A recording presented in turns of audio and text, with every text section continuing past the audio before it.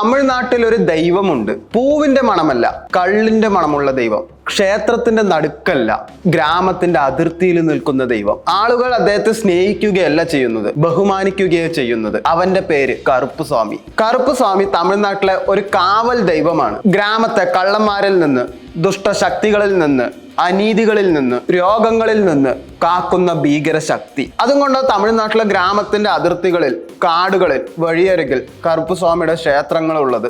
പല പഴമൊഴിയും കറുപ്പ് ഒരു മനുഷ്യനായിരുന്നു എന്നാണ് പറയുന്നത്. ഒരു യോദ്ധാവ്, ഗ്രാമത്തെ കാക്കുന്ന കാവൽക്കാരൻ, രാത്രി കുതിരപ്പുറത്ത് സഞ്ചരിക്കുന്ന രക്ഷകൻ. പിന്നീട് ദ്രോഹം നടന്നു, യുദ്ധം നടന്നു, രക്തം വീണു, അവിടെ ക്ഷേത്രം വന്നു. പിന്നീട് അദ്ദേഹം ദൈവമായി. പണ്ട് മധുരയിലെ ഒരു ക്ഷേത്രത്തിൽ 100ഓളം വരുന്ന യോദ്ധാക്കൾ ക്ഷേത്രം കൊള്ളയടിക്കാൻ വന്നു. അതിനെ രക്ഷിക്കാൻ വേണ്ടിയിട്ട് കറുപ്പുസ്വാമിയാണ് ഇരുന്നുണ്ടായിരുന്നത്. ഈ 100ഓളം യോദ്ധാവിനെ കറുപ്പുസ്വാമി കൊല്ലുകയും ചെയ്തു, സ്വയം മരിച്ചു വീഴുകയാണ് ഉണ്ടായിരുന്നത്. ഇപ്പോഴും കറുപ്പുസ്വാമിയുടെ ക്ഷേത്രത്തിൽ ഒരു 18 പടി മാത്രമേ നിങ്ങൾക്ക് കാണാൻ പറ്റുള്ളൂ. അവിടെ ഒരു വിഗ്രഹവും ഇല്ല. ആ 18 പടി ചവിട്ടാൻ വേണ്ടിയിട്ട് കറുപ്പുസ്വാമി ആരെയും സമ്മതിച്ചിട്ടുണ്ടായിരുന്നില്ല. അവിടെ ദൈവം രൂപത്തിലല്ല, പ്രസൻസിലാണ്. കറുപ്പുസ്വാമി സാധാരണ കാണുന്നത് വലിയ മീശ, കറുത്ത രൂപം, അരിവാള്, വാള്, കുതിര, നായ ഇവയൊക്കെയാണ്. ഇതിനെല്ലാത്തിനും ഓരോരോ അർത്ഥമുണ്ട്. കറുപ്പ് നിറം കൊണ്ട് ഉദ്ദേശിക്കുന്നത് ഇരുട്ട്, ഭയം, ഒരു അദൃശ്യ ശക്തി, പവർ. അരിവാള് കൊണ്ട് ഉദ്ദേശിക്കുന്നത് ഉടനടിയുള്ള നീതി. നായ രാത്രിയുടെ കാവൽക്കാരൻ. കുതിര വേഗം, ആക്രമണം. സാധാരണ ദൈവങ്ങൾക്ക് നമ്മൾ പൂക്കളും പ്രസാദങ്ങളുമാണ് അർപ്പിക്കുക. പക്ഷെ കറുപ്പുസ്വാമിക്ക് കള്ളും ബീഡിയും ഇറച്ചിയാണ് നമ്മൾ സമർപ്പിക്കാറുള്ളത്. എന്തുകൊണ്ടാണ്? കറുപ്പുസ്വാമിയെ സ്വർഗത്തിലെ ഒരു ദൈവമായിട്ട് കാണുന്നില്ല. ഞങ്ങളുടെ പക്ഷത്ത് നിൽക്കുന്ന അപകടകാരിയായ ഒരു രക്ഷകനായിട്ടാണ് അവർ കാണുന്നത്. കറുപ്പുസ്വാമിയുടെ സൈക്കോളജി എന്ന് പറയുന്നത്, പഴയ ഗ്രാമത്തിൽ പോലീസ് ഇല്ല, നിയമവും ഇല്ല, നീതിയും ഇല്ല. അപ്പോൾ ഗ്രാമത്തെ രക്ഷിച്ചത് ആരാണ്?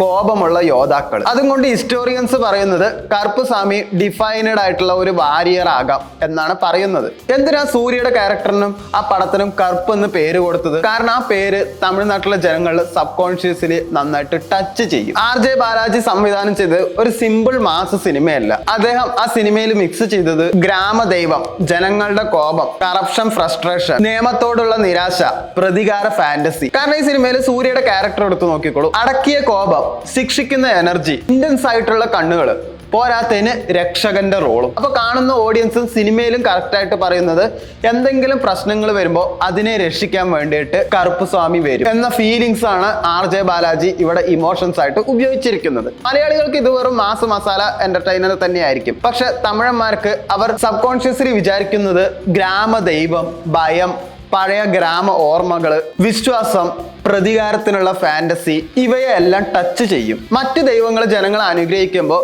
കറുപ്പുസ്വാമി വിധിയാണ് പറയുക. കാരണം ആളുകൾ അവനെ ഒരു സെയിന്റ് ആയിട്ട് കാണുന്നില്ല, സ്വന്തം പക്ഷത്ത് നിൽക്കുന്ന ഒരു ഭീകര ശക്തിയായിട്ടാണ് കാണുന്നത്. സിനിമകൾ ഹിറ്റാവുന്നത് വലിയ ബഡ്ജറ്റ് കൊണ്ടൊന്നുമല്ല, ഇതുപോലെ സബ് കോൺഷ്യസ്ലി ആൾക്കാരെ ഇമോഷണലി കണക്ട് ആവുന്ന കാര്യങ്ങൾ വെച്ചുകൊണ്ട് തന്നെയാണ്. ഒരു മനുഷ്യൻ അവന്റെ കുട്ടിക്കാലത്ത് ചെറുപ്പത്തിൽ കുറെ പഴങ്കഥകൾ കേൾക്കും, അതിലൊരു ഭയം ഉണ്ടാവും. അതൊക്കെ കോൺഷ്യസ്ലി മറന്നുപോകും, പക്ഷെ സബ് കോൺഷ്യസ്ലി അത് ഓർമ്മയുണ്ടാവും. അങ്ങനെ കണക്ട് ആവുന്ന കഥാപാത്രങ്ങൾ ഉണ്ടെങ്കിൽ ഒരു സിനിമ തീർച്ചയായിട്ടും വിജയിക്കും.